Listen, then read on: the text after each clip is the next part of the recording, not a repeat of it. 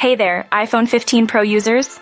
It's been reported that some devices are still overheating after the iOS 17.0.3 update. Let's take a closer look at the situation. Despite the update, users are experiencing overheating during phone calls, gaming, and even when the phone is in their pocket. Reports have also surfaced about odd screen burn-in and parts of the screen freezing. Graphic designer Gabriel Suchowalski from Madrid reported consistent overheating, even after the update. He measured the temperature at 42 degrees Celsius, similar to previous readings. New reports have emerged after the update, including issues with the camera, MagSafe charging, and screen freezing. Apple stands by its statements about iPhone overheating, emphasizing improved heat dissipation and safety protections in place.